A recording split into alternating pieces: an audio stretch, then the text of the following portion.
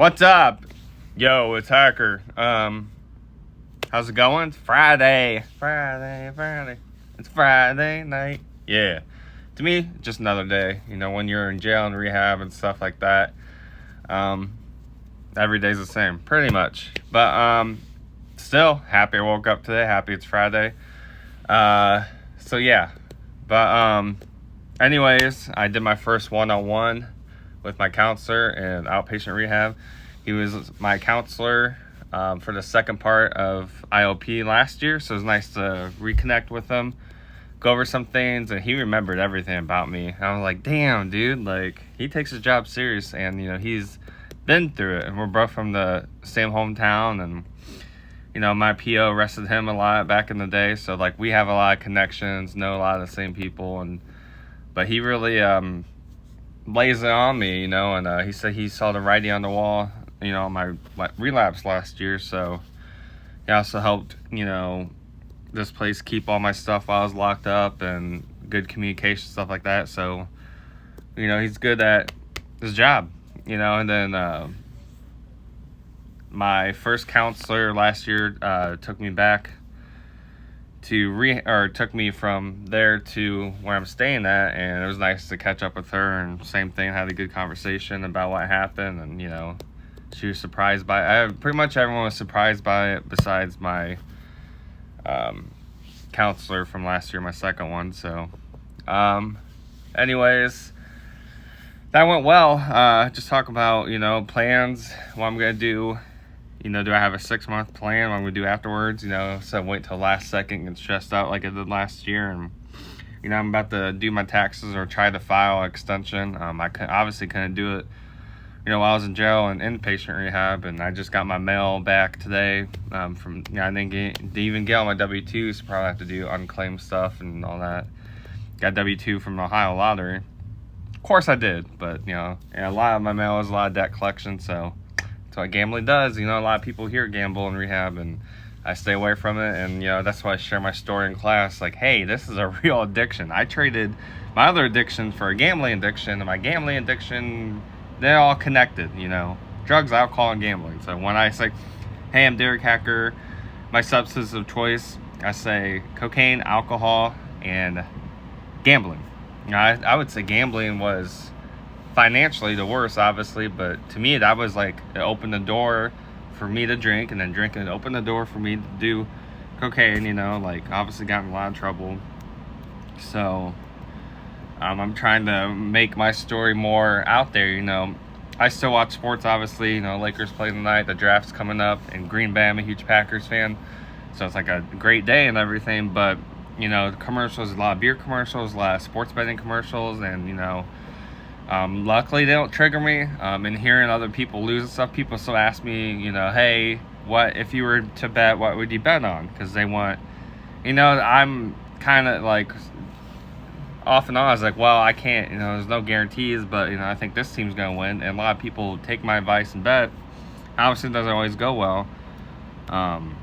Like I had the Warriors winning the other night, Jimmy Butler got hurt and they ended up losing, and it's like, oh man, I had a parlay, that's when we won at lost. Like, dude, I don't know, like, I feel like I should just, like, hey, stop asking me about sports betting. You know, I can't help you, and I don't want to talk about sports betting. I love talking about sports, but sports betting, no thanks. You know, I try not to pay attention over that. I did know this, though. The Grizzlies had the big lead over the Thunder, and they were still plus. And then, so I'm guessing a lot of people took that bet. They're up by 29, and, you know, they're plus. And there's like 145 or something. So everyone's like, this is easy money. Like, Thunder came back and won. John Morant got hurt. Like, it almost seems rigged, right? I feel like it is, but I don't care. You know, I just watch sports for fun. It helps keep my mind going and stuff. But so is doing these. Once again, love you all in support, or all the sport and stuff. This helps give me something to do. You know, I'm trying to work on a schedule. I need to start writing a schedule and stuff to keep me busy, keep me occupied. You know, don't want to get stuck in here. So, pretty productive day. I needed a nap. I took a long nap. Catch up with these Laker games. You know, always so late in other games. And then, you know, I actually went to bed early last night, but now I have group 8 to 11 a.m. every day. So, Doing laundry. About to see if I can do my taxes or at least a file extension. I went through all my debt collection mail.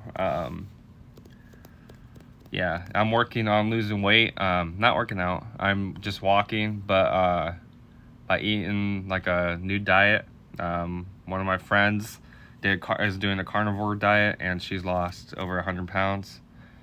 It's very inspiring. A lot of my older friends, having kids and stuff like that, and just accomplish a bunch of things, really inspires me. I love seeing that. My first day out, or first day getting the phone after rehab, just seeing all the accomplishments on Facebook. Of course, I saw some people who overdosed and died and stuff like that. But then there was like a stream. I was up at late at night. I'm on my phone trying to catch up on everything. Really, there's not.